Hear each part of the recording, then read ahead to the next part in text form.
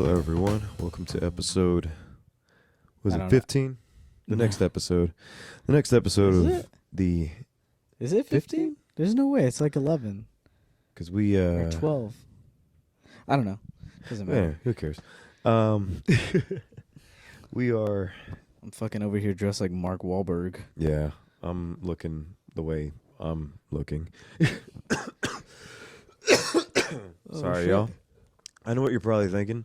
Why is this asshole wearing sunglasses indoors? If you could see this light right now. But anyway, I digress. So, what are we talking about today, man? Well, we're talking about The Killer, Yeah. David Fincher's new film. Mm-hmm. Great fucking movie. Yeah. Remember that scene in The Ringer with Johnny Knoxville where one of the characters is like, name any movie. He's like, Jaws. He's like, that's a great movie. That's a great movie. Yeah. That's how I felt about this movie. It's a great movie. It's a great movie. Ask me about this movie. It's a great movie. Sagan, ask me about this movie.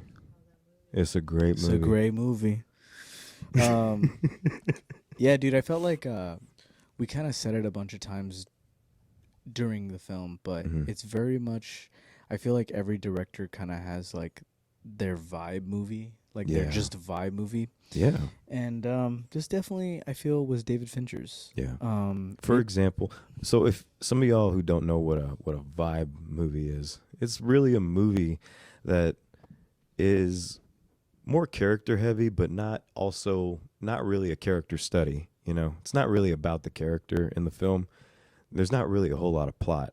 What you're doing instead is you're watching a movie where you're just dropped in a setting, and then you're just watching the events of this movie carry out. But it's really the setting that is a character in the movie. You know, Yeah, that's what I low-key feel like John Wick was a little bit of that. very like much at first, so. because you're just kind of thrown into this world where it's just like, whoa, okay, and you have to like absorb everything all at once. Yeah, the world building in like the first movie, you know, and then as it was going on. And that's the thing about this movie, is it like it very much is similar to John Wick in the sense that you're kind of just thrown into this character's life, who by the way is played by Michael Fassbender. Yeah, amazing actor. This role like was perfectly cast because there's only like a handful of people who probably could have pulled off this role. It requires a very distinct body type, which I think is very important because the character itself requires a sense of anonymity. Yeah, anonymity and clay-like face. Yeah, or it sounds weird, but like bland, like just a bland, because the whole character doesn't.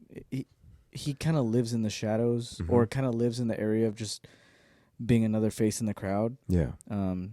But you also needed somebody who, you know, you needed somebody who was bland, but also somebody who was agile, somebody who was almost cat-like. Yeah, someone who could convey the physicality of the role as well. And Michael Fassbender was perfect for the casting of that. You know, perfect. He is very menacing, even in just films where he is like, not even where he's a villain, but just the mere presence of him is like intimidating sometimes, even in films. You know, it's like his eyes. Something in the eyes. It's very something in the eyes. It's like, and then he's like a coyote. You know, yeah, he reminds me like a coyote a little bit. Yeah, yeah. Actually, Jake Gyllenhaal, like Nightcrawler era, would have been really good in this role too. Oh yeah, that actually, like as the Nightcrawler character, like that physicality, like dude, that would have been, man. Yeah, that's true. But so, anyways, this character is very much like methodical in everything that he does. There's a whole montage at the beginning that kind of dives into like the mental state of this character. Yeah. Where he discusses exactly how to do his job, basically. Yeah. And not just how to do his job, like specifically, but what kind of person you need to be to do that job. And it takes the assassin trope and it kind of flips it on its head, where it's like, instead of making it out to be like this very, you know, quickly shot, you know, kind of action sequence, instead it's very mundane. It's very, very calm, very tranquil, Yeah. It's a lot of waiting. It's a lot of doing nothing, and that's part of the monologue too in Michael Fassbender's Yeah, man. opening, which It's so good. It's just vibes. Like yeah. it and we this is something we discussed while we were watching it, but it very much feels like a video game. Yeah. It feels like from beginning to end you're playing the campaign of a cool Hitman game. That's what it actually felt like. Yeah, it felt like the campaign. It felt like Hitman 2 for some reason, It also was broken up into like chapters, which also made it feel like a campaign. Now that may be because it was based off of a graphic novel. I forgot who wrote the graphic novel though. Yeah, does it say in the writers section? Yeah. Writers, Alexis Nolan. Does it say like in parentheses book? Because I don't think because I remember actually hearing that the graphic novel is merely like a jumping off point from the movie. So the movie's French graphic novel. French graphic novel. That makes sense. And they said apparently from what I had heard that the graphic novel is actually a departure from the film. So like they're two different things basically, where it's an adaptation, but the character apparently is the main character is different from the film. Interesting. So it's basically not like the novel at all. No, but It's I guess basically like the whole some random shit. the whole thing of like I guess what I was thinking about was like the whole thing of like breaking it up into chapters, like the way like a comic book is. Yeah. Because that's what it felt like too, in a sense, To me, it felt like whenever you pass a level. Yeah. Like whenever you're when you're playing a campaign and you finally get to another checkpoint, basically. Yeah. That's what it honestly felt like. And then like, you know how like in video games there'll be like a cutscene and then it fades back into the game and you're like coming out of an elevator or coming out of like an apartment. Like it happens a lot in GTA 5. Yeah. Like where it fades and then it comes back. That like I feel like that kind of happened in the movie where like it fades and it's like on to the next. See that moment. I remember last week we were talking about Priscilla and I had said how like there was a way that it could be done, well, and there's a way that it could be not done well. I feel like this was one of those examples where I actually took to, the fade out better, I guess, than I did with Priscilla. But that's I mean that is just me. But like the use of fade out, I think with David Fincher, breaking it up into chapters and then not only like doing the chapter, but also like titling it too. Yeah. Where it was like the lawyer or the brute, or like they like it's like missions. Yeah. You're doing missions basically the whole movie. Yeah. It really we talked about this as well. I mean, there's obviously so much we talked about while we were watching the movie, because it garnered that response. But we talked about how someone somewhere, maybe Rockstar, needs to make an adaptation of this and just like make it a game. Yeah. Because like besides Hitman and maybe GTA, one of the GTAs, it's like, what other Hitman game like is there that's like because if this were to become a game, like it'd be so sick. It'd be like a really high selling game. Like I think people would love it. And imagine getting like Michael Fassbender back. Yeah. To like be in the game, Oh shit. Yeah, exactly. Yeah, Assassin's Creed, but like not period piece. Yeah. Like be like like a modern just assassin game. Mm-hmm. I mean, Hitman was cool, but like. Yeah, Hitman is cool in the sense that like you're given an open world and it's basically like murder simulator, pretty much, Yeah. But exactly with something like The Killer, it would be more based on like the character of like Michael Fassbender in and of himself, Yeah. And then I think that would be really awesome to explore. Yeah, I think so too. But man, I don't know about you, but I feel like David Fincher, with every single one of his movies, has a goal. Yeah. He has an exact vision for what he wants from the movie that he's working on. Yeah. And because of that, I feel like it's kind of hard for him to fail. I haven't seen a bad David Fincher movie. No, I don't. David Fincher is they're like a good handful of directors that I feel like have never really directed a bad movie. I actually saw a list on TikTok Okay. Where they were. Did Wait, you wait. see it? Give me your list. Do you think you can give me like 3 that you feel Yeah. off the top of your head have never made a bad film? Yeah. Scorsese, Scorsese, all right. like definitely. Absolutely. Tarantino. Okay. Safdie brothers. Safdie brothers for sure. Yeah. David Fincher. I know this is more than 3, but David Fincher for sure. Yeah. And fucking Ben Affleck. Ben Affleck. Like that's like a deep cut. You know what? one. I haven't seen Air. Dude, I need to check out Air. dude, it's so good. Yeah? He's literally think about it. Like Argo. Yeah. What else has he directed? I will say I don't think it should have won Best Picture though. It was good. No, but I think it's because the subject matter was like I don't know. I feel like the Oscars just love political like movies. I feel like they like movies about movies being made because that's really what Argo was like in a sense. Yeah. And they just love I think they love Yeah. that, you know. Ben Affleck is Yeah. He's literally never made a bad movie. The Town was pretty The Town fucking great. sick, It's pretty dude. great, dude. That's one. I literally was so excited to get that on Blu-ray because it's just like it's one of my favorite movies. Yeah. It's like such a good, and it just ends like really just the way you want it to end. You know. Like, It got me to read the book actually. The book ended Oh, a lot differently actually. Yeah. I bet. In the book, Doug McCrae actually ended up dying in the girlfriend's apartment. Like he got shot he was in a shootout basically, and he was running all the way back to the apartment. And then he Wow. basically made it and she was still there. And then the FBI agent, played by John Hamm, was And killed him. chasing after him, and he died there in the apartment. And then it was just the 3 of them. Yeah, that would have been a shitty ending. Yeah. But no, I think there's one other one. I was honestly gonna say Ari Aster, Ari Aster. but yeah. I do not fuck with Beau is Afraid. Man, personally, I fuck with Beau is Afraid. Like I Personally. really sat on a with it. personal level. Like I sat with it, Yeah. and the reason I don't fuck with it is because when we were watching it, like Mhm. I was sitting there and I was like, wow, wow, wow, wow, Mm-hmm. wow. And then at a certain point, I was like, what the fuck am I watching? Yeah. Like it just completely was like, nah, nah, nah, nah, nah, nah, nah. And then to me, it just went Yeah. like, what? Like, Mm-hmm. but that's just me.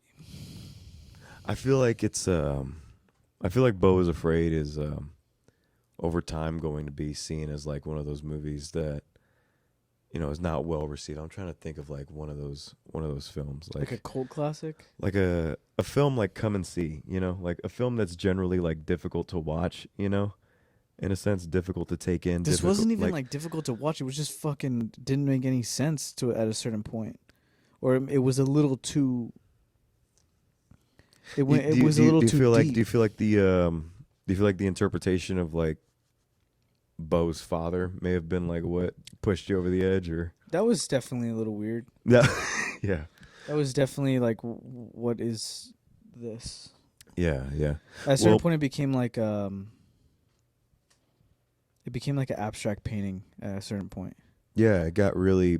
It's It like got very. It convoluted was very with just- muddled at the end. Yeah, convoluted with just like when he left the house of the Mhm. caregivers, which I thought that was a really great setup for like additional suspense and additional thrills. Yeah. And possibly scary moments, because I think that whole sequence was genius, where he was like feeling the peer pressure from the daughter, and then she kills herself, like, and then it's just such a.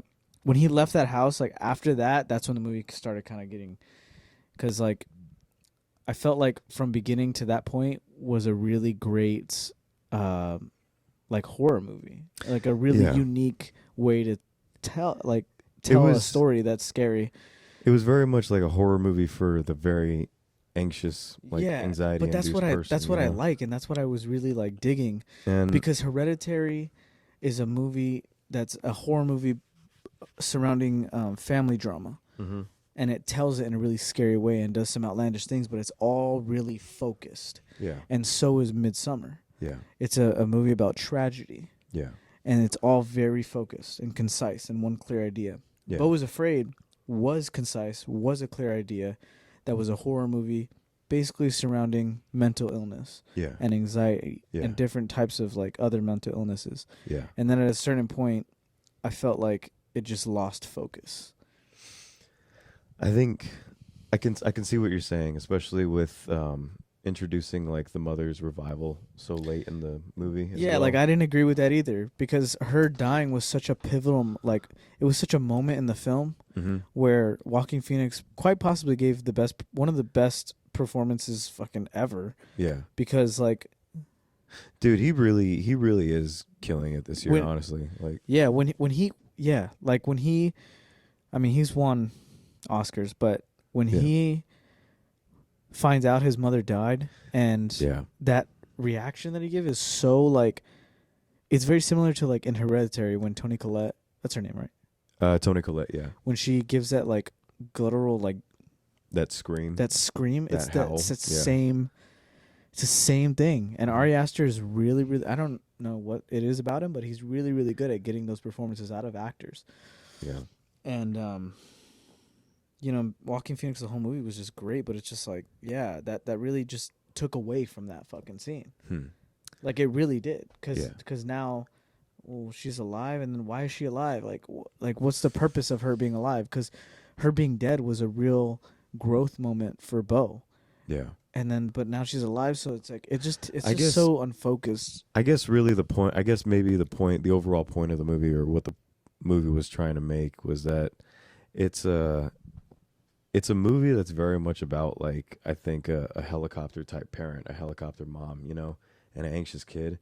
And it's I think, you know, as surreal as the movie might be, you know, because it gets super fucking surreal to the point where it's like you have like this Wizard of Oz type sequence, you know, midway through the movie. And so in a way, it's like you can't really tell like what is like the perspective that we're seeing it through. Are we seeing it through like the perspective of Bo, and is it like always Bo?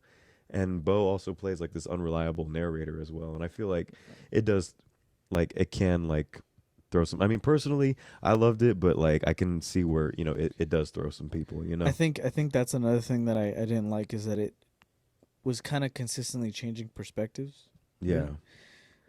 Which is a technique used to gain more suspense and anxiety. You know, induce anxiety from the audience. Very similar to quick cutting. Yeah. But I just feel like it was. The biggest critique I have with that movie is that it's just so unfocused. Yeah. And something that really turns me off about a movie that like forever, it turns me off forever, is when it has potential, and then it just gets like, it just I loses. feel that way like, about a lot of. Yeah, like Suicide Squad. Like I get like real, like we always talk about Suicide Squad because that's one of those movies that had potential. It was like, and it just got shit on like by the studio. And you know, maybe we'll see the Ayer cut one day, but that's another one that I just can't watch ever again. Yeah. And like the Justice League. Like yes, we got the Snyder cut, but ultimately that whole shit happened, and like you can't erase that while you're watching it. You know, and it's like, yeah, that's true. I mean, it really And then Batman vs Superman was another example. It's like so much potential, and then it's shit. It's like, yeah. And the ultimate cut like kind of fixes it, but not really, because ultimately you don't really get Batman versus Superman. You get like, I mean, ultimately, it like should have been done right in the first try. You know, should have been done right the first time around. I know, it's like, why do we need to buy the fucking, you know, extended DVD edition of I fucking movie, hate that shit, dude. And so. Yeah, it's like, why do you have to pay for a movie twice to actually get the second, you know, fucking the first impression that you were supposed to get, you know? That used to be cool. It used to be. Director's cut used to be a cool thing. It used to be, but you know, studios started using that now as like a gimmick, because I remember like that's exactly what happened with Batman versus Superman. That's exactly what happened with Suicide Squad, you know? Where they started releasing like, the extended cut, the director's cut. And it's like, yeah, people were buying it, but it's like, how often are you going to do this shit until, you know, you actually get it right the first fucking time? Yeah. You know, but anyway, we're going off the rails over here. We're 100% going way off. The fuck off the rails. But like David Fincher is a director. I'm just like, back to David Fincher though. All this to say, David Fincher is one of those directors that you can count on. You can definitely count on. Like when I go see a David Fincher movie, I fucking know it's gonna be good. You've seen Mindhunter, right? Yeah, absolutely. Have you seen Mindhunter? See, that's another thing that fucks with me when I watch it because I know there's not going to be another season. So I'm like, oh It fuck, really, like, it really, yeah, it's gonna leave you itching for yeah, more. it's You like, know. like, fuck, man, like, just fund that shit yourself, dude. You could do it. You'll make it back. You'll make the money back. By the way, in the new studio, we have Sagan Thompson with us, Yeah, and they are now our Jamie. yeah. Person in the chair, like in Spider-Man. Yeah. Person in the chair, giving us all the info. But anyway, so David Fincher, right?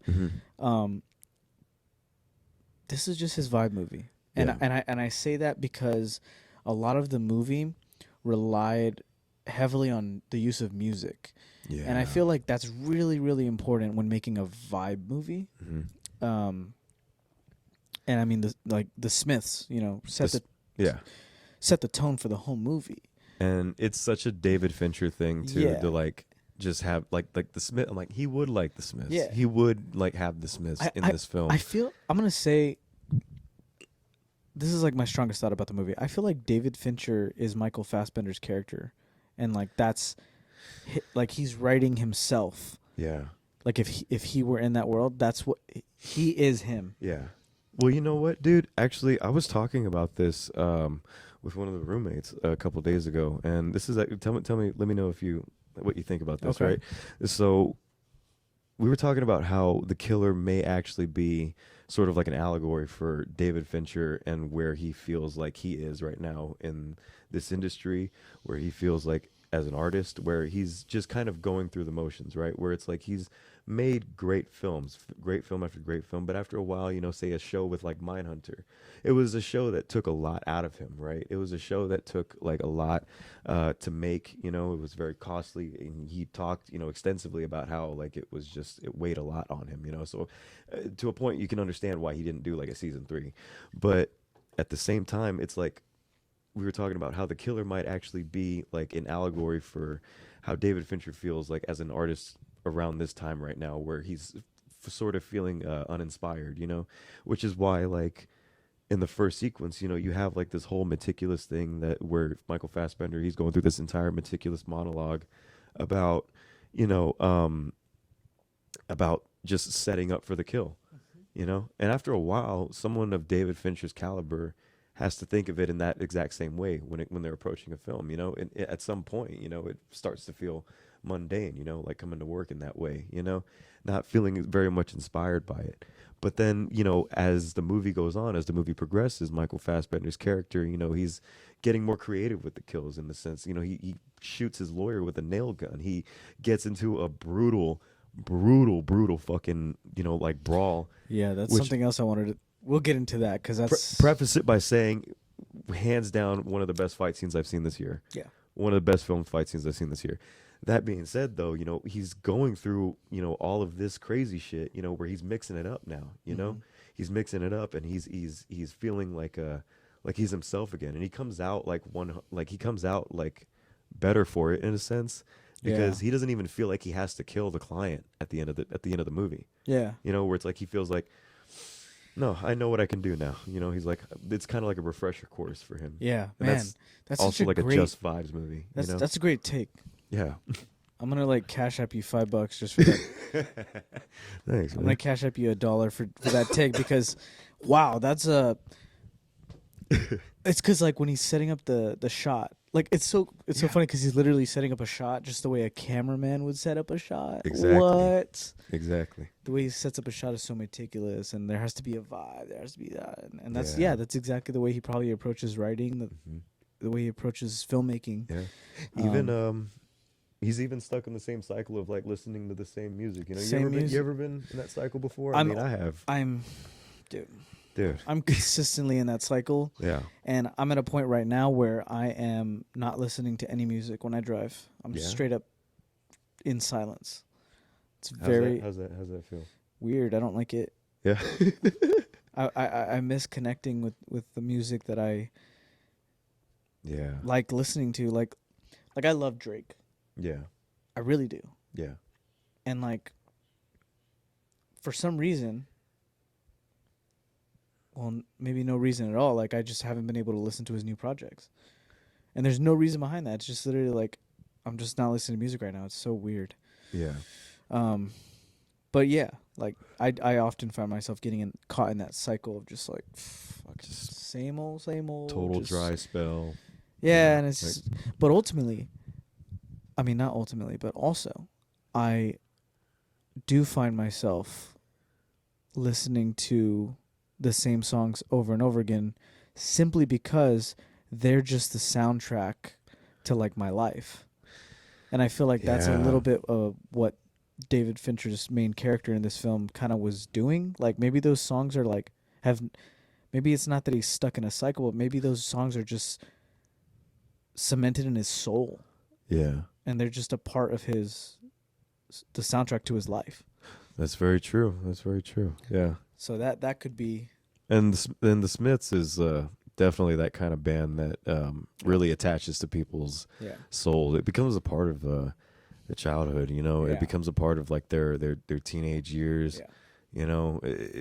It's that kind of music, you know. Yeah, like for me, like the Rolling Stones, and Led Zeppelin, like their music, I feel like attaches itself to my soul. Yeah, and they like very quickly become soundtracks to like my life. Like I always find myself just in certain situations, I'm like, oh, I gotta play this. Like I gotta play Sympathy for the Devil. Yeah. Like, I definitely feel that way for I definitely feel that way for artists like Bob Dylan, David Bowie, maybe. Yeah. You Damn, know, bro. like I wish I could get into Bob Dylan. Yeah. Man. I mean, I think we talked about it the other day, but I always feel like Bob Dylan's like that Dewey Cox scene where he's like, you know what it was actually that brought me into like how I like took in his music. What? It was the lyricism, you know. It was the lyricism. That makes sense. The lyricism in his early albums, you know, because Yeah. here's the thing: he's not a good singer, you know, but he does play a good guitar. He plays the harmonica really well, Absolutely. you know, and so it's like, and he is a great lyricist, and so I think at the time it was just something that was really fascinating because I was a history buff, and it was very cool. I think getting to like hear history from like an orator of his time, you know, and that's exactly like what Bob Dylan was. It was like he was a storyteller of his time, so it's like songs like The Lonesome Death of Hattie Carroll, The Hurricane, you know, Times Are Changing.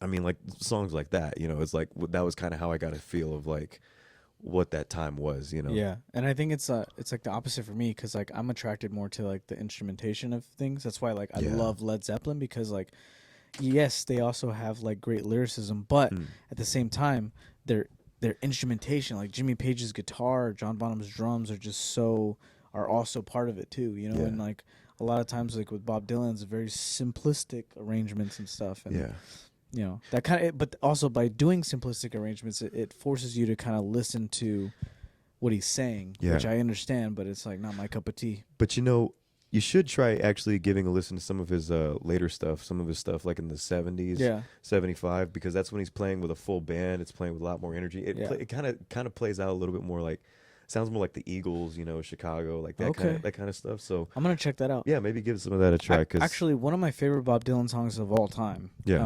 And it's actually a song that's like etched in my soul and has become a soundtrack as my life is I always get the name wrong. It's The Girl from the North Country. Yes, with Johnny Cash. Yeah. Oh, that's a man. fucking great song, dude. I love that song. Every so time much. that song does something to me, man. I love listening to that song. I start my day off with that song. It's such a him and Johnny Cash, bro. They fucking ate. Yeah, they really ate good. hard. Right. But yeah, man. I mean, I don't really have much else to say about the David Fincher movie, but I know there's some other things that like we wanted to get into. Well, first off, let me ask you what your favorite Just Vibes film is. Because there are different kinds, you know, like Tarantino had Once Upon a Time in Hollywood. Jonah Hill had mid-90s. Wes Anderson is very good at directing a lot of Just Vibes movies, too. I feel like all his movies are just vibe movies, but like very specific vibes. I will say the most plot-driven, I think, of his Wes Anderson's films are like Bottle Rocket and Grand Budapest, for sure. Like those two. But everything else was like just. I vibes. love Grand Budapest. Man, my favorite vibes film.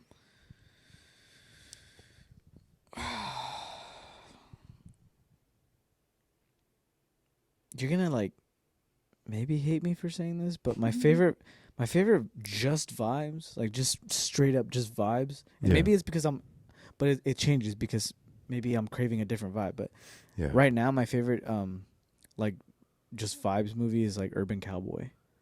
Urban Cowboy. You know like what? That dude? is literally just vibes. That's a good one. There's actually. literally not much of a story. Yeah. It's a very extremely simplistic love story. Yeah. But it's the setting, it's the outfits, it's because it's like if they were to make that movie now, it wouldn't work. Oh no! It had to have been made in the '80s with that grainy look. The grittiness of and it too. Like, it's so gritty. Not just the grittiness of the filmmaking, but the grittiness of their own romance between like Sissy and Bud. Yeah. Like, what's his name? Is it Bud? It's not Bud, right? I think it is Bud. Yeah. Can you look up the Urban Cowboy? John Travolta's character. I think it's Bud. Bud. Yeah. Sissy and Bud. Yeah. Sissy and Bud. It's like, dude, I love putting that movie on and just fucking like. It was trashy. It was problematic. It was toxic. But dude, it worked, man. Yeah. The chemistry was like off the rails with them. You know? And it's like literally like. It's what people did then. Yeah, I mean, like he didn't have this fucking great job. She didn't really have a job. He just worked in the oil field, living in a trailer. Any day at work for John Travolta was like, holy shit, he could have died. Yeah, bro. yeah, yeah. And so like, what he likes to do every day is they fucking, hey, you know, we want. And I think another part of why I love that movie so much is because like we kind of live in a small town.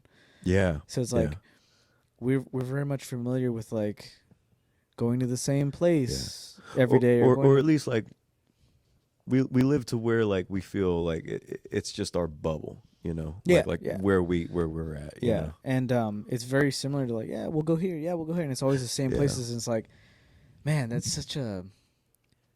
something that you would just do if you were that person. Like, there's nothing else to do in that small Texas town, and going to Gillies, just dancing every night, like that's just such vibes, dude. It's like it's great.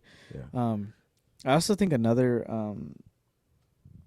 just vibes movie, and I'm fucking blanking right now. Actually, it's that light is so bright, but I love it. I love it, but it's so bright, it's making me forget. I need to put my sunglasses on. I don't have them, but just be careful driving home when we're done with this, dude. Every time I close my eyes, I see rings. God, it's so hilarious. So sorry. No, this is great. This is what we needed. Yeah, but man, another just vibes movie. I feel like I just blanked. That's so depressing because I feel like I had another really good one. Fuck, man. I feel like The Wolf of Wall Street is kind of just like vibes. It is very much vibes. It's just about a guy just like fucking doing shit. I mean, if the vibes are like being on cocaine and lewds, like that's very much that like is the what vibes. You're going. It is, yeah. So it's like businessmen in the 90s in New York. That's what they did. Yeah, dude. Scorsese was like, he was going crazy making. He was. I laugh every time. Like specifically watching the orgy scene or watching the scene where Leonardo DiCaprio's like putting cocaine in like a prostitute's ass. Yeah. I love those scenes. They're so funny.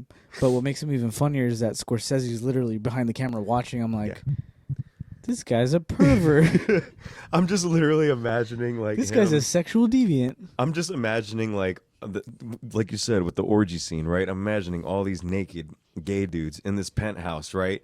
They're all in these positions, and you just see little tiny fucking Scorsese. Yeah, he's like, and he's just looking around. He's like, all right, it's looking good. It's looking good. Yeah, or imagine the scene where Leo has the cocaine with the prostitute.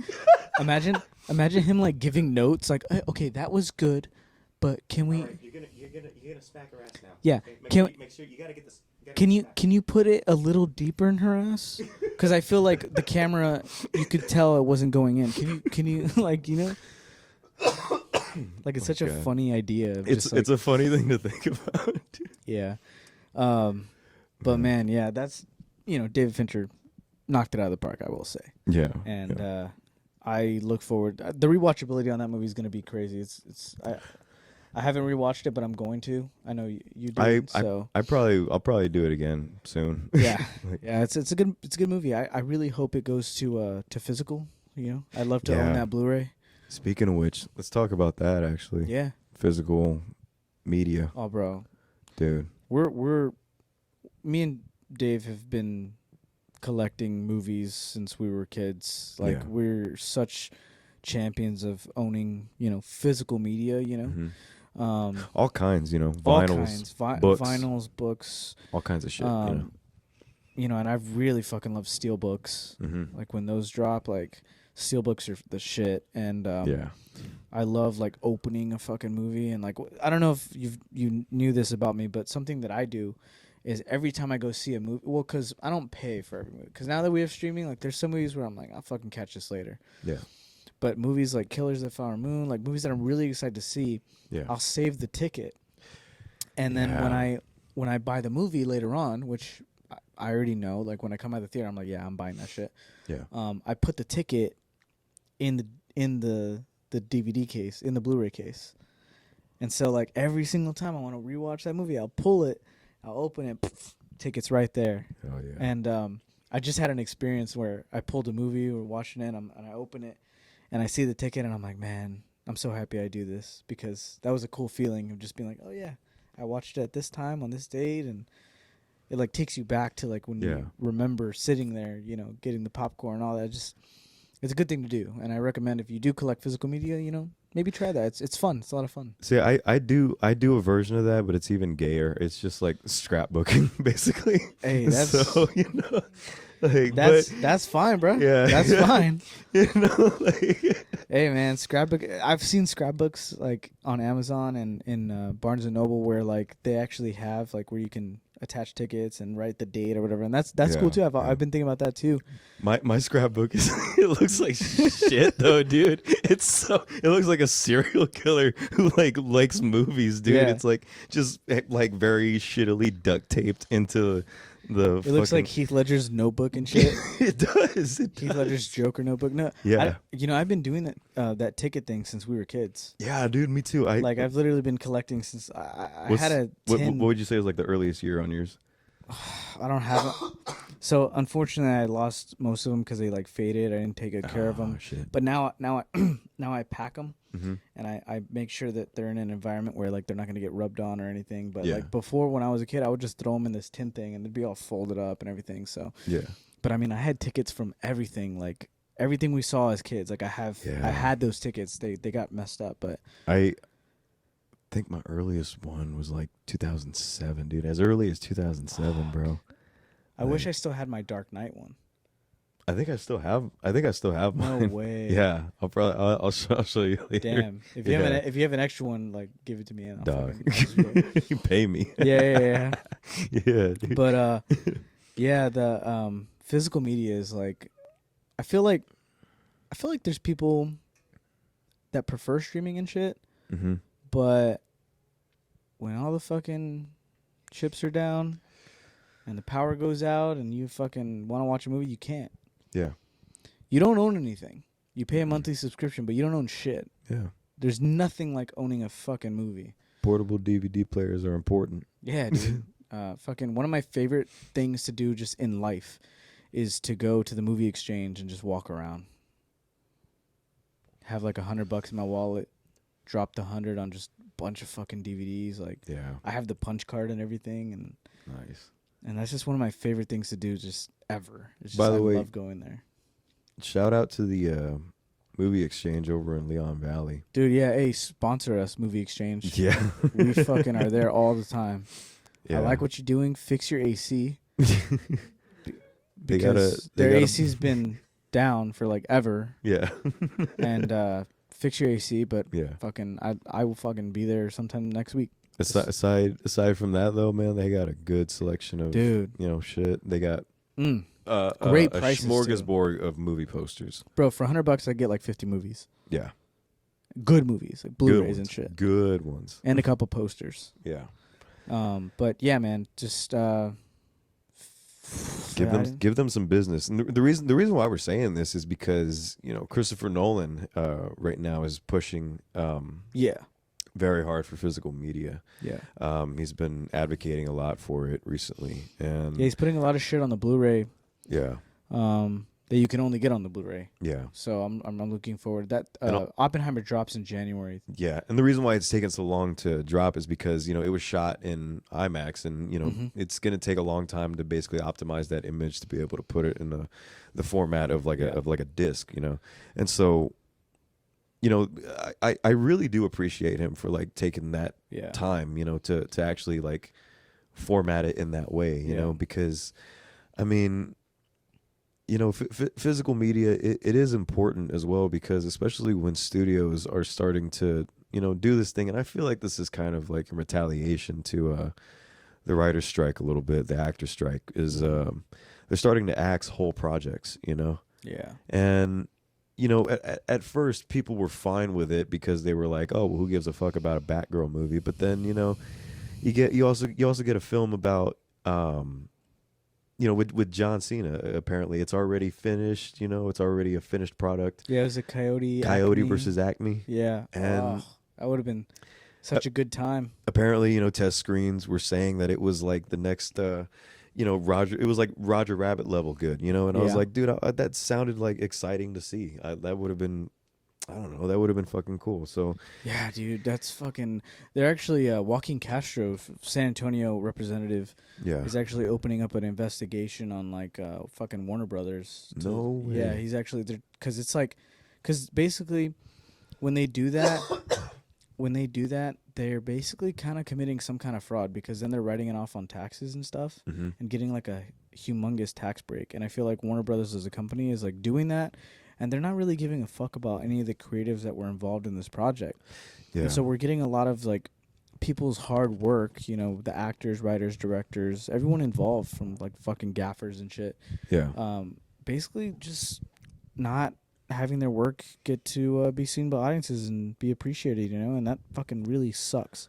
Yeah. And the suits don't give a fuck about anybody.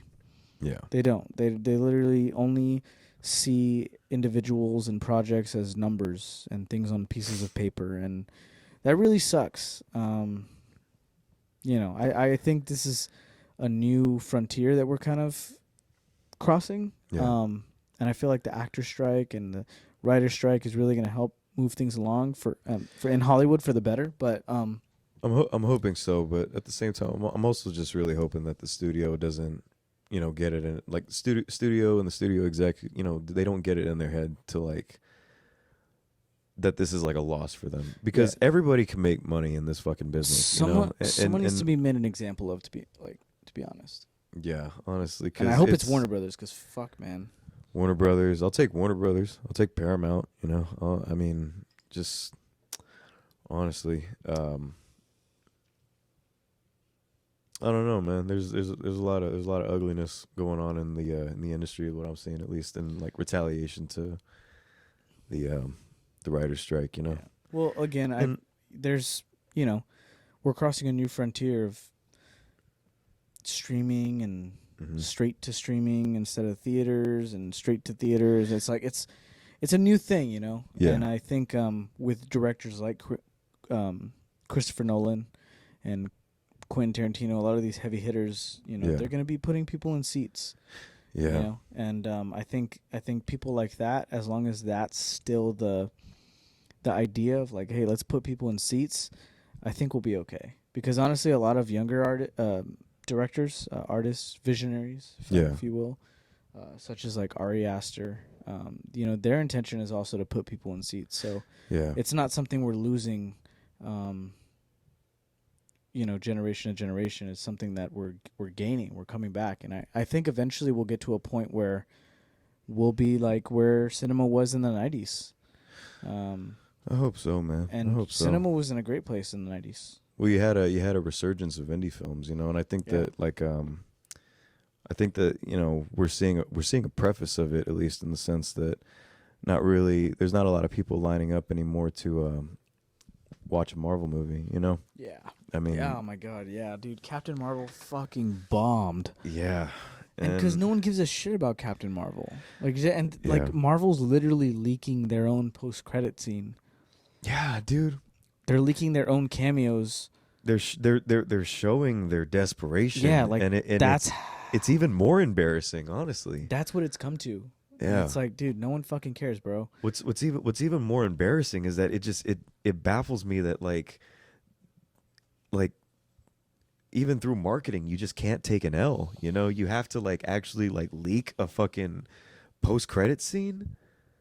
It's Icarus, bro. Icarus. It's astounding to me, dude. Marvel's- It really is. Marvel got too close to the sun. Yeah, no, they really did, and you know it does make me sad because you know the director of the Marvels, Nia DaCosta, is a very talented, very talented woman, and now I feel as though Marvel may be moving into this place where, you know, where it kind of squanders people's potential now, you know, because now I'm hearing like Pedro Pascal is in final talks to star as Reed Richards, and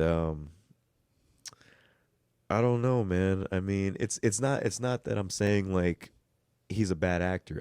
That's not the problem. Yeah. The problem is that I just don't see him as Reed Richards. Not only that, I just feel like it's going to be a hindrance to his career, you know? Yeah, and then they're also talking about like making the Silver Surfer like a woman.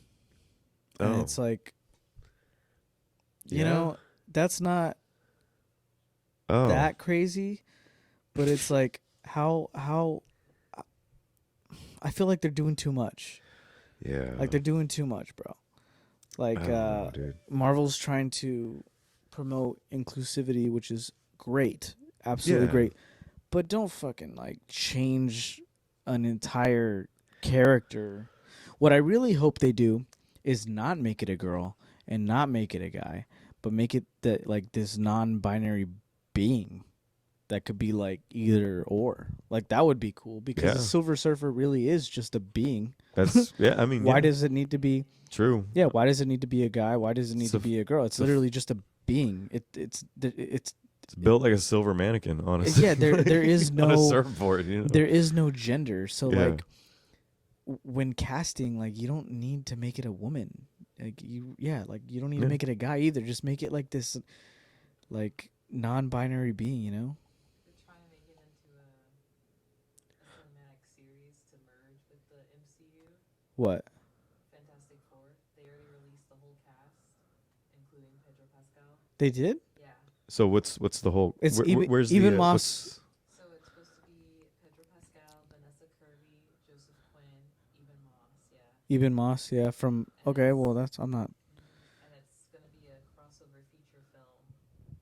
It's gonna skip the whole origin story and just introduce the team as is fighting in the MCU. Fighting in the And MCU. It's supposed to be a series like Iron Man. Yeah. Pedro Pascal's gonna have to sign away at least like 5 years, if not more. He's got to do he's got to do 6 movies because You gotta be a part of all of that universe. yeah. He signed his life away like Robert Downey Jr. did. If he's gonna go through this. Yeah, It's but like- if he's smart, okay, because he's already a big star, Yeah. which means he has great fucking management and representation. So if he's smart, he's most likely is gonna sign a deal that yes, he will be in all those movies, but he will get to like Robert Downey Jr. We never really lost him because he was able to do projects like on the side and like still do Iron Man and all that shit, and that's what fucking saved his career because now you don't like yes, he's Iron Man, he's always gonna be Iron Man, but his career isn't defined by Iron Man, and I feel like if Pedro Pascal does have good representation and is smart the way I think he is, he'll probably do something similar. Yeah. That's what I'm hoping for, at least. You know, Because he's still got The Last of Us. Yeah. He's still got what else? Well, There was some other big thing that he's doing. he got the Mandalorian, of course, but Is he doing another season of Narcos? The Mandalorian. oh wait, actually, he's not even the Mandalorian anymore, right? Didn't he exit from the show as like Mandalorian? Yeah. Well, the last season. I didn't watch the last. The last like- season, he only did like a day of filming or some shit because fuck. because they have it's actually funny. They actually have John Wayne's like son or grandson as the actual like Mandalorian. which is pretty cool because the Mandalorian's kind of based off of like a John Wayne character. I mean, yeah, it's very rifleman. Like, yeah. You know? And but yeah, anyway, so I hope Pedro Pascal is like fucking smart and is able to do that. I hope his management is really looking out for him, and they're not just trying to secure like a Marvel bag, you know, just because it's a bag. Because it's a fucking. I mean, it's a bag, but he's they already also have, set for life. But he's gonna be his great grandchildren are in turn gonna be set for life, like with this money that he's about to be making. He's gonna be the next. He's gonna be the next one to procure nepotism babies for sure. Yeah. Yeah. And like back to him just as Mr. Fantastic. Like I kind of feel like I'd have to see it. Yeah, January. Yeah. I'd have to see it. I feel like he's gonna be fine. And honestly, man, it's just like John Krasinski was so fucking perfect. Like he really was. Like he was fine. He was fine. He was fine in the movie he was in. But imagine like if he was a full fleshed out like. I mean, that's not to say. Honestly, the guy from the fucking original Fantastic Four movies was dope. Yeah, what happened? Yeah, I like don't know. he was good. Like he really was the shit. Fuck, really. But I don't know. And then Joseph Quinn is gonna be like Human Torch, right? Yeah. Yeah. That's fine. Yeah, I guess it's okay. That's fine too. I mean, I could see it. Vanessa Kirby's gonna be fine as Sue Storm. These are characters that don't really like. It doesn't really like. It's Marvel's first family, but like, who fucking cares? You know? Yeah, right. Like who fucking cares about Sue Storm? It's just hard to. I don't know. I guess it's just hard to be excited about it because I'm like, oh, it's like fucking whatever, bro. I don't really give a shit about the Fantastic Four, anyways. Because Marvel doesn't really give a shit about the Fantastic Four. Like, honestly, like, they're Marvel's first family. That was the first thing that Marvel ever came up with. But then they made so much other cool shit. It's like... It's really amazing to me that they just kept fucking it up, though. Like, because, look, I'll give them this. Like, the first one with Jessica Alba, not bad. Not bad. Like, I'll give them that, for sure. It was very of its time, you know. Mm-hmm. Didn't age well. It doesn't really hold up today.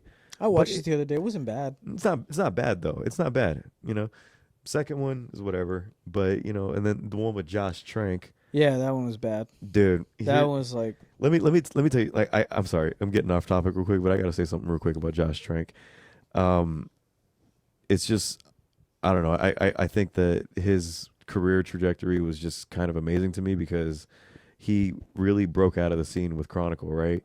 And then Chronicle apparently, was fucking great, dude. So fucking good with Dane DeHaan, Michael B. Jordan. It was just god, it was a great movie.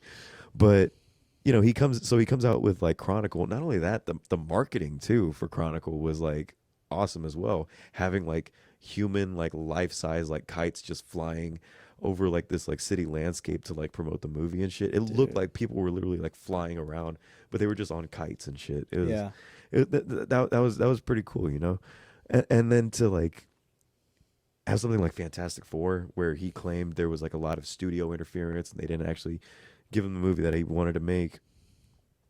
I don't know whether that's true or not, but then he comes out with Capone, right? Or it's called Capone, right? No. What was it called? Type in Josh Trank Al Capone movie. It's called.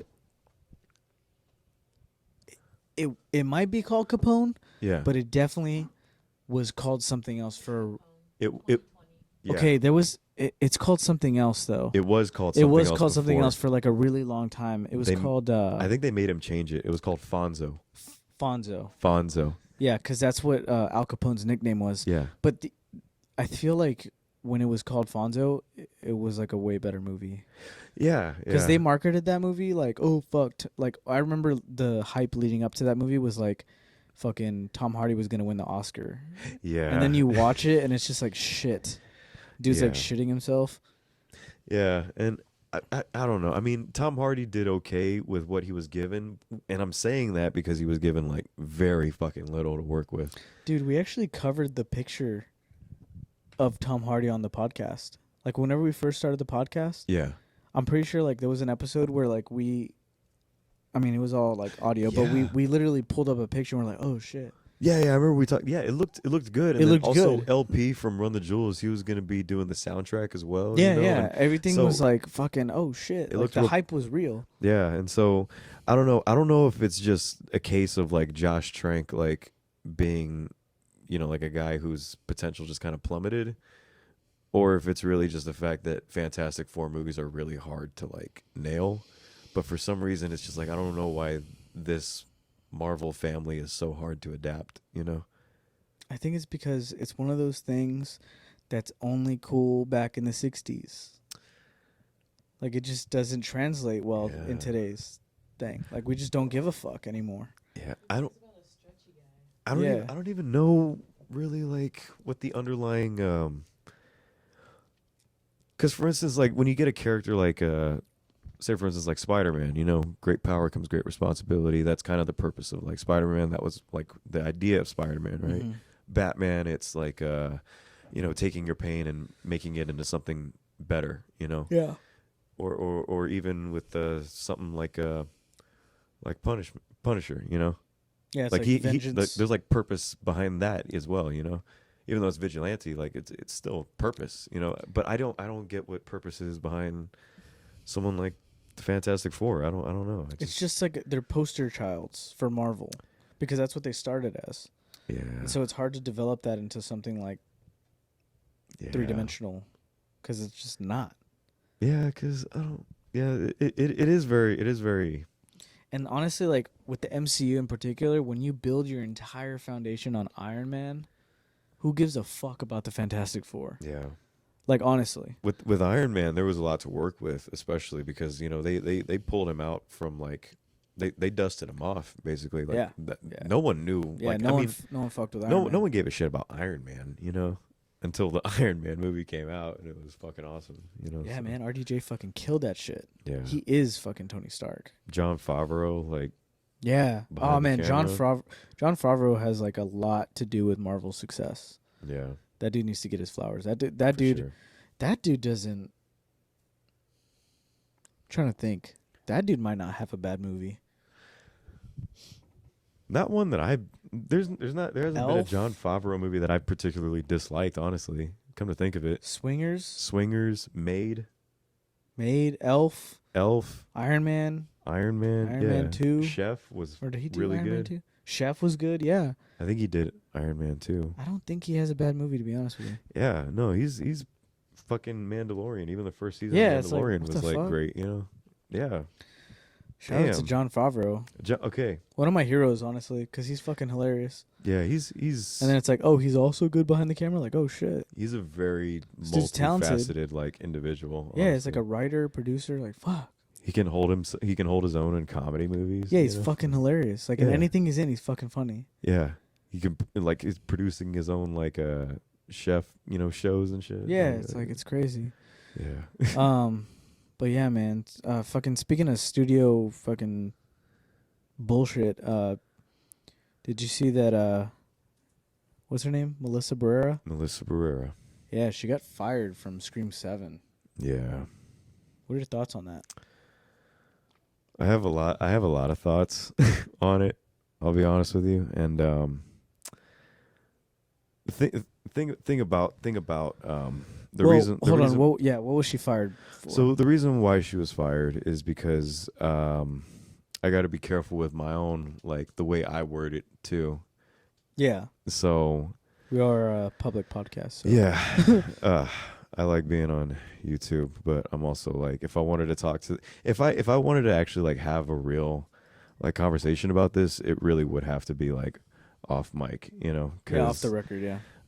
There's just no real civil way to actually like express my feelings about it in a sense. But that being said, she was fired for making pro-Palestine comments, quintessentially, and this is in the midst of the Conflict conflict. I mean, that is occurring in the Middle East. if that is what we're calling it, a conflict.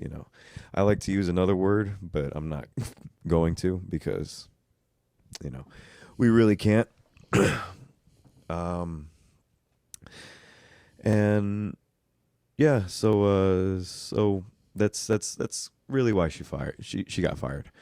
Um It's kind of crazy how quick that happened.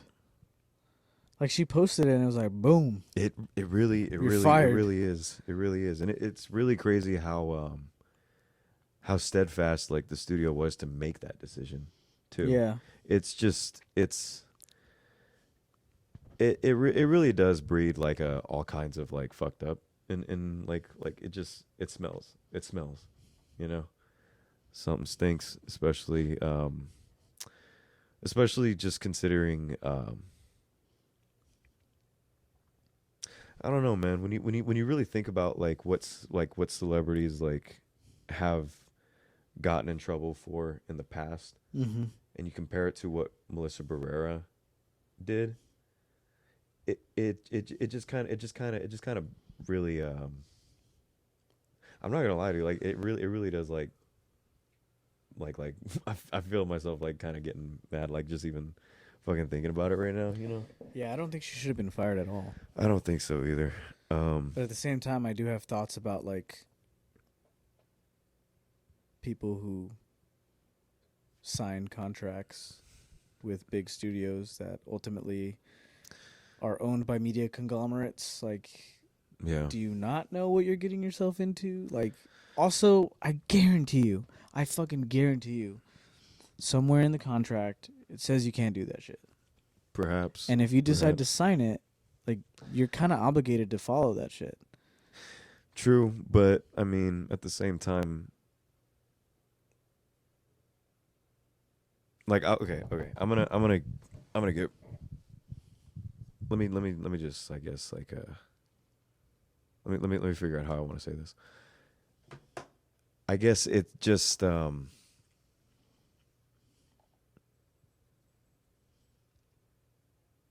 like, as of right now, it just feels like the fact that even us right now, with our own produced podcast, feeling like Mm-hmm. we can't even discuss the situation at hand.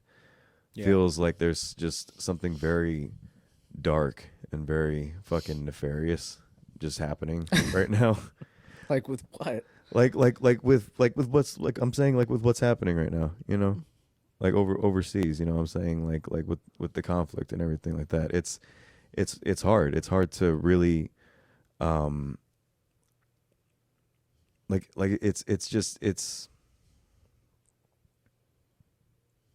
it's hard to watch, man, on your timeline, seeing it on your timeline. Yeah. Seeing, I mean, But also, like, that's the and thing. You can't trust what's on your fucking timeline.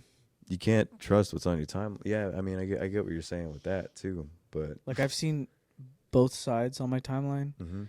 and they're both not good. It's not good. It's And, not like, I good. feel like with Twitter or X or whatever the fuck, like, it's so easy for someone to tweet something out and it just go viral, and it's Yeah. like complete disinformation.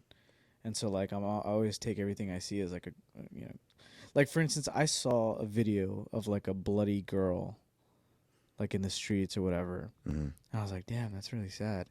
And then in the community note, it was like, hey, this is actually from a documentary from like 2011 or some shit, and not at all from what's currently going on. But the post said, hey, this girl just got stranded from like an attack that just happened. Mhm. And I'm like, what the fuck? Because if that community note wasn't there, it's easy for someone who's not necessarily as invested in learning about that shit to be like, oh yeah, that sucks. That's really sad. Like, it's just disinformation. Mhm. Like, it's crazy, and that's all over social media. It's like Yeah. there's really not one place we as Americans, being on the outside of this conflict, can go where we can literally get like just I mean, like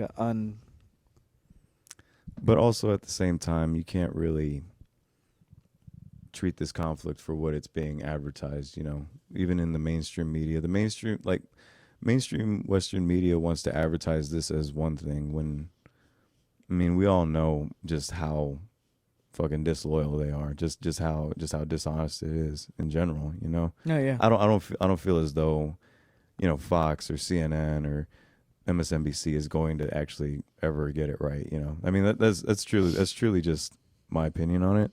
Right. And but where do you go? We've been sold a war before, you know. We've been sold a war several fucking times over, you know. Absolutely. And I don't know how many times we're gonna buy into it. I don't know how many times we're gonna buy into like even this one, you know. And it's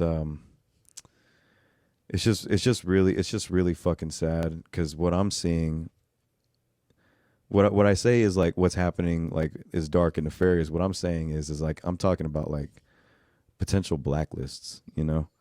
I mean, look at what happened with Susan Sarandon, you know. Mm-hmm. That's that's exactly what I'm talking about, you know. We're entering like a time like this, and it's really fucking dangerous. It's really a slippery slope because are we really going to blacklist now? Is this where we're at now, you know? And that's exactly the thing too. They were okay with firing Melissa Barrera, but they weren't okay with firing someone like Jenna Ortega, who has the exact same opinions, but is also an has executive producing power as well. You know, it's that kind of thing. So I'm not really gonna like sit here and pretend like it was like just dumb celebrity said the wrong dumb thing. You know, it's not really a case like that. It really is like.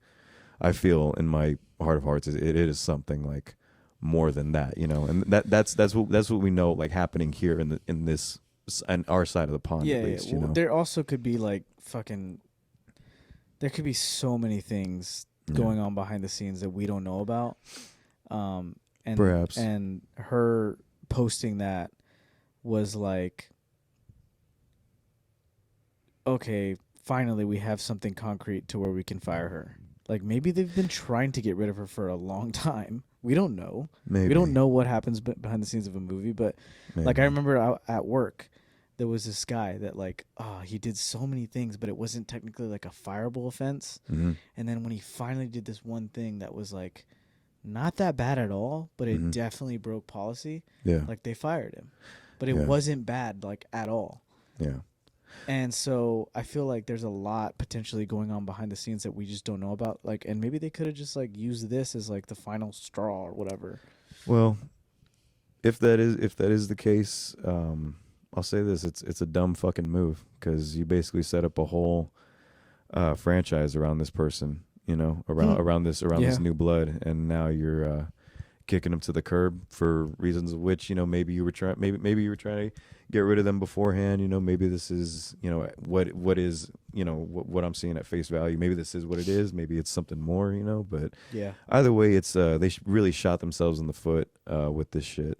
They didn't want to give, I mean, Spyglass and, Paramount, they didn't want to give Neve Campbell her proper fucking salary.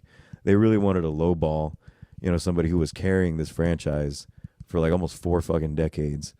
And so they shot themselves in the foot with that. Luckily, it was a good thing. It was a good thing Scream 6 turned out as good as it did. Mm-hmm. But they really fucked themselves over with this whole, you know, firing of Melissa Barrera, because it's like I don't know what the fuck you're going to do now. I don't know what the hell's going to happen. They're probably going to scrap it, to be honest. They should. They should. And honestly, like, at this point, is Scream, like, I see, like, is Scream really, like, such an integral series where, like, fuck, we need another one? Or is it really is it in recent years just like a hey, let's put out another Scream movie during Halloween and we'll fucking make a shit ton of money? Listen, man. I think that you could say that about a lot of franchises. Mm-hmm. Conjuring for one of them. I feel Insidious definitely for one of them, you know. Hell, even, you know, the Saw franchise, you know, for that matter. Absolutely. But I feel with it spanning across 4 decades and there only being like 6 films, I don't know. I mean, maybe it's because it was the first horror movie that I ever saw. Could be. But it does hold like a special place in my heart in a sense where I do like that this is a film like franchise. Yeah. where the concept of Ghostface is like it's just a guy behind a mask, you know, where it could be anybody. So it works in the sense that like these slashers are good because they're always like these meta slasher, like whodunit mystery types, you know. Yeah. And you could span that in any fucking decade throughout, you know, like all different in many different kinds of ways, you know. Mm-hmm. And they actually were like, I feel like, especially with the newer franchise, I did like the direction that they were taking it with having the character of Samantha Carpenter being like this will she won't she type of like Ghostface character, you know. Yeah. Where someone who is like the son of Billy Loomis, you know, taking on the mantle like as a protector, you know. Yeah. But there's also like that looming like you know, temptation of like, will she don the Ghostface mantle, you know. And I liked, I guess I liked that in the franchise. I liked that they had the balls to actually kill off a legacy character like Dewey Riley in, you know, like such a brutal way. Mm-hmm. You know, I appreciated, you know, that it felt like a Scream movie, especially the first one, the 2021 version. And yeah, man, it was a good franchise. That's exactly what you were actually saying, you know, potential. That was what was with this franchise, you know. No, yeah. Like with Saw X, you know, I feel like that really revitalized like the franchise. Yeah. You know, that was definitely a movie that, you know, fuck, you can make another one after that if you really wanted to. Yeah. And I feel like they really struck lightning with Melissa Barrera and Jenna Ortega as the two leads in the film, you know. And that's not to say like, you know, they were great in the first one, like the first like actual like Scream 5, but I did like how they were fleshed out a little bit more in the second part of the series. You know? Yeah. I feel like the only way that I would have been sold on another Scream movie is that if the movie was not told from the same perspective and it was told like in terms of the victims, yeah, or potential victims. Yeah. I feel like it would have been really awesome if they were to choose to go with Melissa Barrera as like the will she, won't she, yeah. To completely have the next movie be from the perspective of Ghostface. Yeah, man. Like, I mean, imagine that. Something like that. I've always thought of that as well. Yeah. You know, But like that like, would be a cool, interesting perspective. You know, that would have really changed my opinion on the movies. Yeah. Because ultimately, like, it's just, you know, you can like him and everything, but ultimately, it really is like from beginning, middle, and end, very much the same movie again and again. And because they're meta, they get to like poke fun at that, but that doesn't change the fact. But they also like have a kind of like a safe place that they stay in. You know? Yeah, like it doesn't change the fact that the movie's the same. Yeah. Beginning, middle, end. It's always like, okay, there's killer, and then okay, yeah, we're looking to see who's the killer, and then the killer's revealed, and it's someone that's attached to the first one, and it's like, come on, man, just fucking do something else. I mean, I see what you're saying with that, but I mean, isn't that the case with like most franchises though?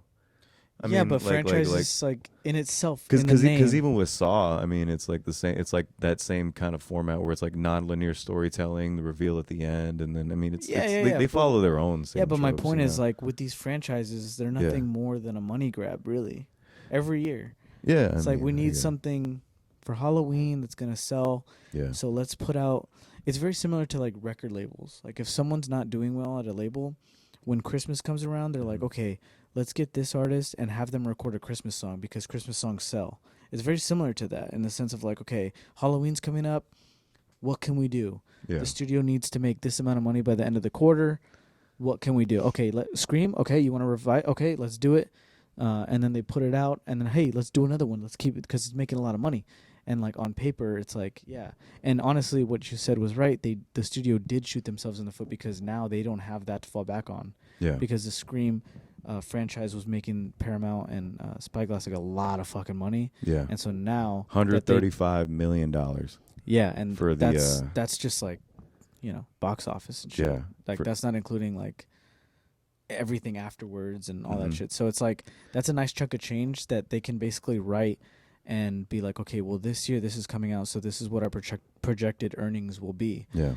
Now they don't have that anymore. Yeah. So it's like, well, fuck, what are you gonna do? It's like, Well, I mean, that's all, to make the point of like that. I mean, that's kind of what I'm saying is like they just, took their like best show pony to the barn and shot it in the fucking head, yeah. So like, No, absolutely, but Yeah. it's like, fuck, back to my point. Should these movies even be that?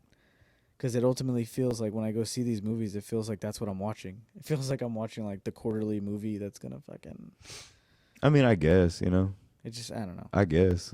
That's why, like, if it was like a bigger movie and this happened, I feel like I would feel more like some type of way about it. But like, I'm honestly just like, yeah, that really. So like, if it was like, say, like Taylor Sheridan or something like that, because that's also Paramount, No, not Taylor Sheridan. I'm saying like if it was like if there was a new Scorsese movie, Yeah. someone who genuinely gives a fuck about cinema and does not do, or Quentin Tarantino, and they do not do movies. Yeah. To give a spike in the fucking quarterly earnings of a studio. Yeah. And something like this happened with the lead character, like, fuck. Yeah. Like, imagine if Killers of the Flower Moon was coming out. Leonardo DiCaprio is the lead character. All of a sudden, like, it's cast, and you're like, okay, yeah, the new Scorsese movie's coming out. We got Leo, we got De Niro. And then all of a sudden, it's like, oh, Leo got fired. Or De Niro got fired, and it's like, fuck. It's like, yeah, it's because... Yeah. Because now it's like, well, fuck, that just impacted the next fucking Scorsese masterpiece potentially, and it's like, Yeah, but I mean, I don't know. I guess I don't really like weigh projects like that in the sense where it's like, oh, well, I know Scorsese's is going to be a masterpiece, so I should give a fuck with like, say, like Robert De Niro if he gets fired. But like, it's okay if Melissa Barrera like gets fired. It's really just kind of like I didn't say it was okay. Like, well, no, I mean, I'm not saying that you're saying it's okay, but like, I'm just saying like I get what you're saying, but I guess just kind of like the sense of like weighing it in that way. I don't really. They don't carry the same weight. Yeah, they don't carry the same weight. It's like but, one's like a poke and one's a punch. Yeah. It's like I don't know. Yeah. But honestly, yeah, I mean, losing the Scream franchise is gonna really hurt. Like it's gonna hurt a lot of the deep cut fans. It's gonna hurt people that were introduced to Scream with those revival movies. Yeah. Like there's some people, like, believe it or not, like, it sucks, but there's some people that just hadn't seen the originals, and so they've only seen the fucking. The Jenna Ortega one's like really revitalized a lot of people's interest in the franchise. That they're not gonna have something. I'm not saying they're not gonna have because the movie's not canceled, but yeah, I don't know. I don't know, man. I don't know where that's headed, but to be honest with you, I don't feel too strongly about it. Like, I'm just like, okay, that sucks. Yeah. It didn't really like. I was like, oh, okay, whatever. I think it speaks more to like the volume of I guess like the topic of censorship. Yeah, that's yeah. But at the same time, that's really what bugs me the most, man. Honestly, just yeah. Where's the line at this point? Where does the buck really stop? I have feelings about that because it's like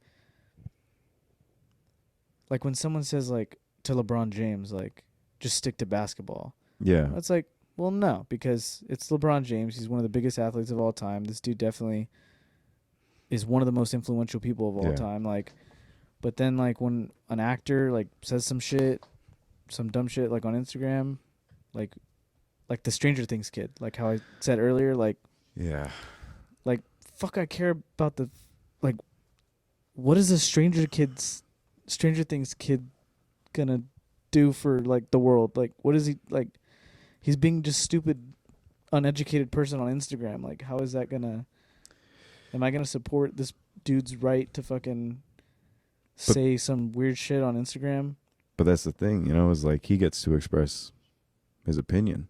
Yeah. And he still gets to have his job. Yeah. But that's a whole nother studio. Yeah.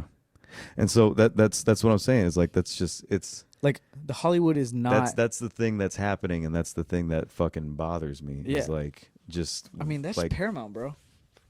Paramount's always been like that. Yeah. Paramount's in the history of Paramount, they've always been fucks. Yeah. Netflix is Netflix. Fucking A24 is A24. Yeah. Warner Brothers, Warner Brothers. Warner Brothers sucks too. Yeah. But it's like, you gotta know who you work for, basically. This fucking guy, like, the Stranger Things kid, he fucking knew what he was doing, but he also probably knew, he's like, I'll probably be all right. Yeah. And I don't know, man. you know, I guess it's just like that awareness, you know, maybe. Yeah. And the only reason I'm like taking that side is because like when shit like this happens, like, and these actors just feel like they could just have this fucking save the world type energy. It's like they're putting so many people's jobs it's not at really. risk. That's the okay. Like that's the thing, though, man. It's not even like save the world type energy because I mean, what was the thing that she said that was so fucking bad? Like what exactly? Nothing. Was, But like, why the does it thing need to that be she said? Why does it need to be said? Well, why not? Who does it hurt? That's what I'm saying. Who is it helping? Who is it help? Who is it hurting though? Exactly. Who is it hurting? Who is it exactly. helping? It's canceled out. So That's like, what what's I'm saying? so? Yeah. So if it's canceled out, what's the point? If it's not hurting anybody and it's not helping anybody, Yeah. what's the point? I don't know, man. I mean, When someone realizes that there's no point, they then have to backtrack and realize, okay, if I'm going to do this, and let's just say they're realizing in that moment that there is no point to this, but they still want to do it, right? They got to think about like, okay, am I fucking hurting people if I do this? probably. Yeah. So then should it be done? I don't know, man. Because she just fucked so many people's jobs, maybe, you know? perhaps. And that's the kind of thing that I'm But leaning also, on. like, as an executive, like, say you're an executive, right? And you make that decision. I mean, isn't that really the question that should be asked, you know? Yeah, but as an executive, like, it is your job to deal with, Yeah.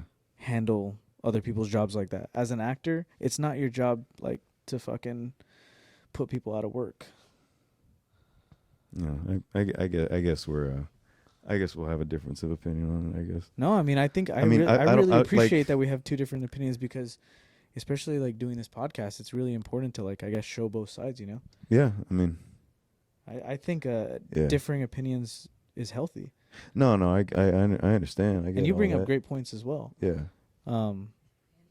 Yeah, of Yeah. course. I think in her mind, she probably didn't realize she was affecting other people's lives. Probably not. Probably And I not. think because of her position and because she is a celebrity, it's good to hear people's opinions who Mhm. have a higher stance than we do. Because in reality, like no one can give a shit about us the way we think about certain actors. Like we could care less about them. Yeah. They have that kind of ability to have people listen to them. They have a following. They have people who care that they exist. And so I think she was spreading awareness more, say, instead of trying to fight someone. I think it was just speaking out, saying like, hey, like for the people who are involved in something like this that we would never experience in our life, I think for her to have some form of sympathy to say, hey, I stand on this side or hey, I stand on another side. Mm-hmm. I mean, freedom of speech. At the end of the day, she can say whatever the fuck she wants, and if she wants Absolutely. to do her job, that's her prerogative. Yeah. But I think she more so was just doing it to just spread awareness. Yeah. I think that's what a lot of actors are doing. Absolutely. And it goes back to like, yeah, like the corporations and the strike and all that. It's like, Yeah. you give us, Yeah. you know, you're paying us, but now we can't say anything. Yeah. So it's like, And that's in that sense, you know, like where's the freedom of? So I feel like I get what both of you guys are saying. Yeah. I think Yeah. she was just trying to just let people in, saying like, hey, Yeah. I understand the world exists. And I absolutely agree that she should be able to do that. Yeah. However, if you're into an industry or sign a contract with a studio and you know that you can't do that, like then you probably shouldn't, is what I'm saying. Mhm. Because at that point, if you decide to do that, you have to be thinking about the repercussions. Yeah. It's like fucking Henry Cavill and his mustache. The motherfucker couldn't shave it. Yeah. And so he's like, okay, I kind of fucked things here because now they're going to have to CGI my fucking mustache. And it's cost this amount of money. It's going to affect the fucking movie. Yeah. You know? So it's like, I just think that these actors need to fucking be more aware that whenever... I think ego gets a lot involved with it, and it's like I'm the star, I'm the fucking world rolling around me, but it doesn't, because when movies are being made and actors are acting in movies, like that's their role and everything. However, there's people like behind the scenes, so many people behind the scenes, from writers to people doing set design, costume designers, all these people that are now out of a job potentially. Yeah. Or like not out of a job because it hasn't been canceled, but like it's up in the air. Yeah. And like that's a very scary thing in Hollywood, because obviously, as we've seen from those writer strikes and the actor strikes, a lot of these people that work behind the scenes are not paid fairly. And so not to possibly lose an opportunity or have that be a possibility, like, sucks. Yeah. And all because someone couldn't fucking just not say some shit about some shit. Yeah. Like, that's really the only ask. And then they did it anyways. You know, it's kind of like, it kind of sucks because now fucking the whole project is potentially tanked, you know? And no, I get what you're saying with all that. And like a lot of people were like shitting on the director, and I'm like, what the fuck makes you think the director made this decision? The director probably got it. No, the director probably wouldn't have. Everyone's shitting on him. Everyone's shitting on him. He's literally trending on Twitter. Director probably didn't even give a shit. They probably fucking texted that motherfucker. I was like, oh hey, by the way. Yeah. They don't give a shit about the directors, like at all. They just fucked that dude's life up. That's the thing, because this dude had a vision. There's gonna be a lot of misdirected anger too, like about like towards the director and shit. And it's like, come on, man. Yeah, this dude like had a vision for the next movie. Everything's going well, and he probably got a phone call and was like, "Oh hey, fucking, your star's fired. Figure it out." Yeah. Because you know what? As a studio, they're still expecting that movie. But as a writer, as a director, you're like, what do we do? I guess it's also too like I'm just like over time I'm just getting like increasingly like more and more annoyed with just executives making the worst decisions, man. Over time, like and it's not just like with Paramount, dude, but it's also just like with fucking Warner Brothers with what they're doing, axing projects and shit. And I'm seeing just a lot of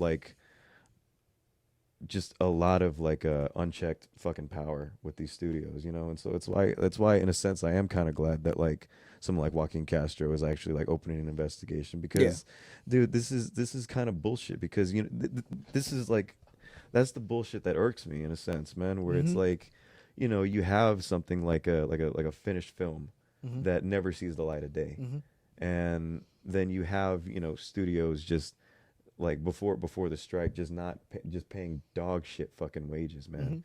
You know. And so it's just, whenever something like this happens over and over and over again, it just fucking like irks me, dude. It irks me.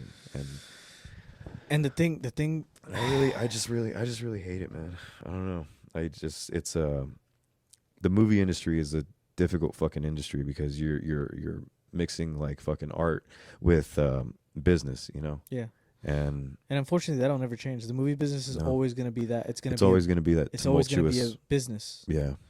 You know, and you know, unless we just all collectively decide to just stop making movies, stop writing movies, just get rid of that entire industry, it's like it's not going to happen. And I really be like that. And I really just see her, you know, being fired as like an overall L for the studio. It's an overall L for the fucking the movie in and of itself. The franchise in and of itself, you know, the fans are going to be a lot less interested now, you know. And so it's like, that's you know, that the part that just pisses me off is that it could have been worked out, you know, something could have been worked out, you know. Yeah. Because I mean,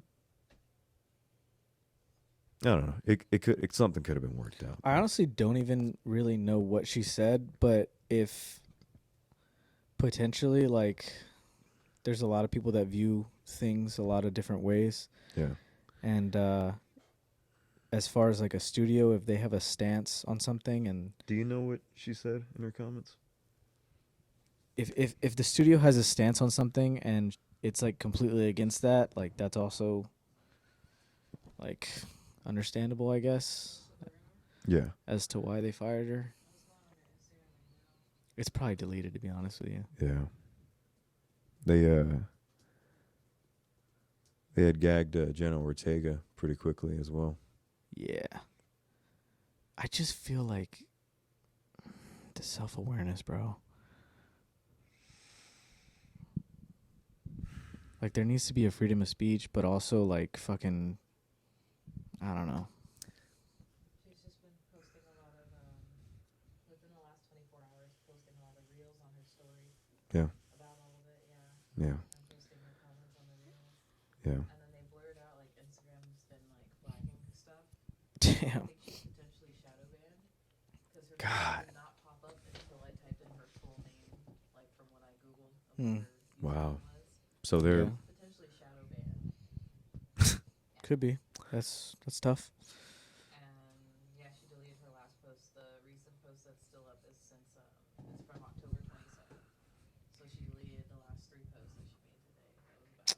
But so far she's still posting. That's tough. yeah. That sucks.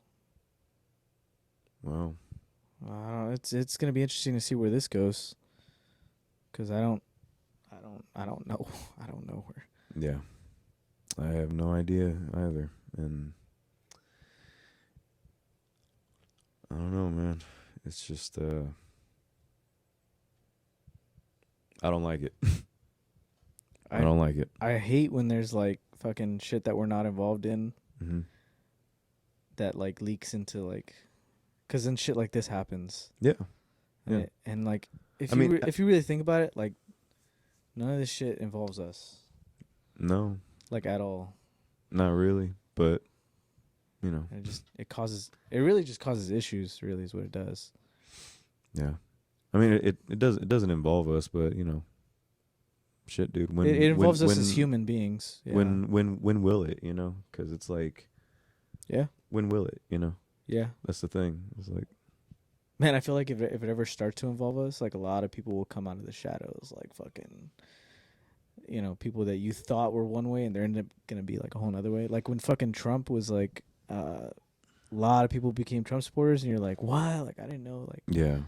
Like fucking John Voight like came out of the fucking like, I don't know. Oh, I knew John Voight was. I never thought like I don't know. You could just see it in his eyes, you know. Yeah, but also like I don't know. I just feel like, yeah, like I was surprised by some Trump supporters. I was like, oh, really? Okay, well, whatever. Yeah. But yeah, I feel like a lot of people will come out of the woodwork with like some crazy ass opinions Yeah. that are quiet now, but I don't know, man. tough, bro. Yeah. Tough for the Scream franchise. Yeah. Don't know where that's headed, Nope. but Don't know what's gonna follow suit. Honestly, you know, this is kind of like, is this like the first time this has happened? like in this way, somebody getting fired. Yeah, like for like a expressing fucking, like a yeah, like on Instagram, like. for political opinions. I mean, What's crazy is like, the only people that ever got like any backlash or like fucking scrutiny, and I'm using the word like lightly because it really was just like scrutiny, where I think celebrities that came out as like Trump supporters, you know. yeah, I feel like that was like a thing. yeah, or like know? when everyone sang "Imagine." Yeah, that was- like the that was pretty fucking bad. celebrities during COVID. Yeah, that was You pretty bad. know, like, That was bad. that was so fucking horrible. Like that's That was so tone deaf. See also, that? not only that, but I think the late night hosts too during the writer's strike. I don't know about you, but I was so fucking annoyed that all 5 like late night hosts decided to make a podcast. Yeah. You know how many views it got? Well, wait. They what? They made a podcast? Yeah, so during a writer's strike, they had actually made a unscripted like podcast that they put on YouTube. It was like Stephen Colbert, John Oliver, Seth Meyers, Jimmy Kimmel. No way.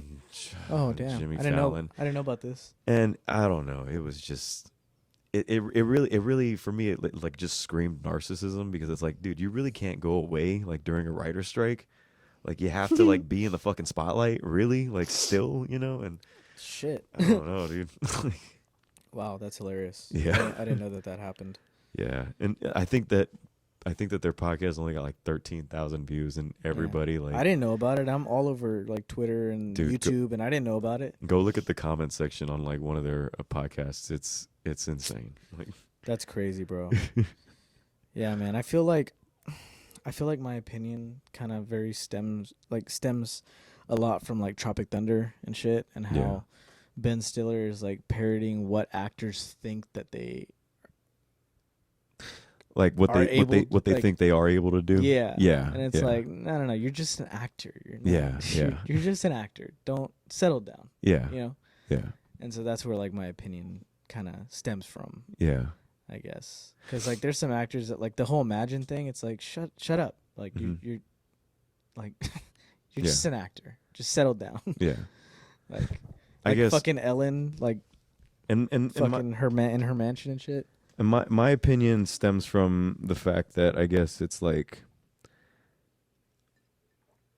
because we spent a whole year like kind of learning the fact that acting is labor, you know. It is a laborious job, you know. And it's a job that they don't get paid very well, you know. Mhm. And I imagine that is the case even for someone like Melissa Barrera, who, even though, you know, like, is in like major franchise, like, who's to say like how much she's actually making? You know, I don't know. I don't know. You know, it could be Sydney Sweeney's like situation, you know. And so taking that into consideration, I guess my opinion really just stems from the fact that like I am a person in this country who gets to go to work and have a job and be able to come here at the end of the day and like express my opinions, you know. Mm-hmm. And this podcast, you know, what we promote, you know, we should be able to have that, you know, our voice, you know, our voice at the end of the day, where we could just say what's on our mind, you know. And I guess the fact that like, you know, I get it too, like acting and, you know, like what I do and my, like how I make my money, like it's two different things, you know. But I guess I just see it in a way where, you know, you should be able to, you should be allowed to have your fucking opinion, you know. You should be allowed to express it in a certain way. And, you know, Yeah, but normal people honestly, and you know, before you know, you say like that, like, okay, she's under a contract, dude. How many people have been under a fucking contract that like have said off the wall shit, you know? And it's like the case by case. It's always like a case by case basis, you know, especially with somebody like somebody like Roseanne, you know, is like getting fired over her comments is not the same as somebody like Melissa Barrera getting fired over some comments, you know. Mm-hmm. And so it's like the case by case basis. When I look at it in this case, it's like, you know, maybe she wasn't, you know, I don't think that she was really looking at herself as like being grander or grandiose or virtue signaling in a sense, you know. It was more somebody just expressing an opinion, you know. And for her to get fired, possibly over something like that, very possibly, we, like I said, at the end of the day, we still don't know. Yeah, we still don't know if that was the case, if that's if that's actually the reason why, you know. But I don't know, man. Yeah, but also like what you were saying earlier, like you can go to your job, you can go to work and all that, yeah, and you can have your opinion and whatever. Yeah. But like regular people jobs aren't based off of perception. Actors' jobs are. A lot of jobs are based off. Yeah, but not like though. an actor. No, not like an actor. Because like no. as an actor has to be perceived a certain way for people to want to come see them in a movie. Yeah. Like, are you gonna go watch a Army Hammer movie? I don't know. Maybe. Like, depends. That's fine. But as you're sitting there, is it gonna be easy to not think about like all the cannibal shit? Did he actually eat anybody? Like, no, but that's not my point. My point is, can you sit there and not think about it? Or like Kevin Spacey, like can you sit there and just not think about it? Sometimes, yeah. Okay. Do you think that a normal person can sit there and not think about it? Because we're like movie buffs. Like sometimes we can separate the art from the artist, but I think most people don't give a shit. You know. Well, it depends what they do. Depends on what they do. Yeah, Melissa Barrera and. I think the thing that separates Melissa Barrera right now is that we're in such like a weird time where this is like a very serious topic, and you know, because an actor's job is based a lot off of perception, this potentially could hurt someone, or could affect someone's want to go see the movie. Yeah. And ultimately hurts the film's, fucking bottom line. Yeah. And as a studio exec, that's the kind of shit you're looking at. I'll leave the topic on this. Time will tell. Time will tell what history says. Yeah. You know?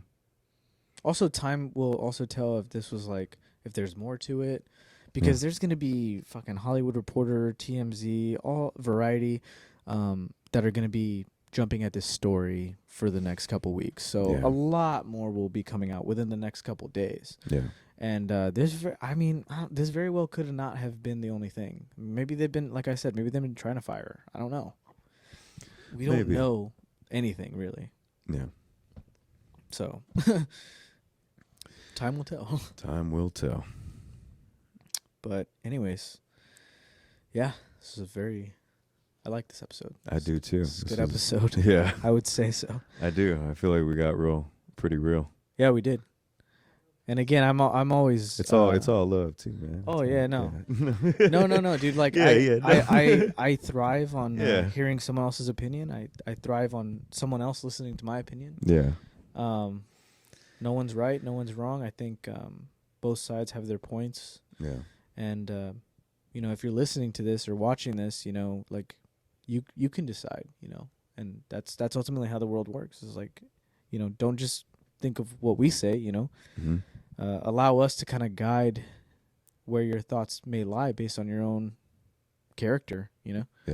and exactly. values that you hold. Yeah. You could be siding with one of us, or you can use our points and make your own decision. That's ultimately the goal of us making a podcast like this. It's basically to educate people, basically. Yeah. And I guess I'll just say at the end of the day, just always do your own research. The history is out there. The facts are out there. Dive deep too, because it's so hard. You got to look for them. Like surface level is you remember when someone used to say oh, you got your shit from Wikipedia? That's how I feel when someone says oh, you got this shit from Twitter.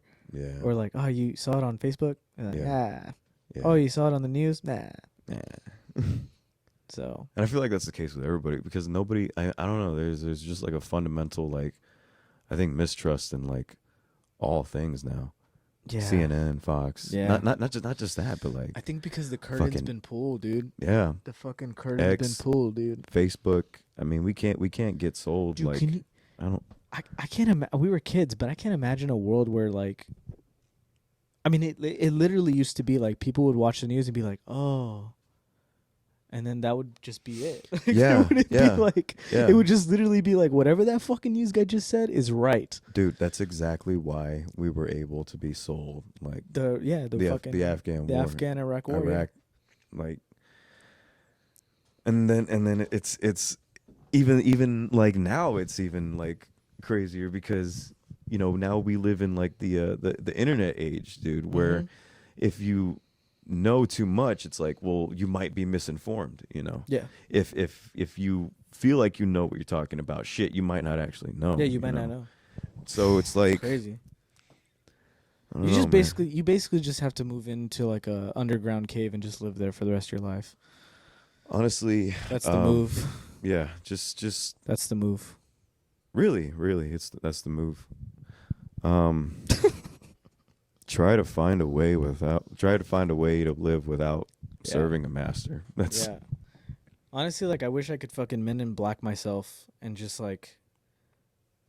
make myself not know all this shit about the behind the scenes stuff, and just be able to go to the theater and just watch a movie and just have a completely virgin brain. Yeah. To just when I go see a Marvel movie and I don't know who the cameo is. Yeah. That's so nice. I'm surprised. Dude, did I hear that fucking Beast is in the Marvels? Yeah. They leaked that themselves. What? Yeah, Beast. But it's weird. It's CGI. God. The makeup was so good in the X-Men movies though. It's so funny. We're trying to wrap this up, but I know we keep like going on. And shit. have you seen the trailer for Madam Web? Yeah. How do you feel about that? Real quick. That's one of those ones that like I'm really excited for, simply because like the story and Yeah. how it's gonna lead into the larger Spider-Verse. Yeah. But I don't know, man. Yeah, I don't.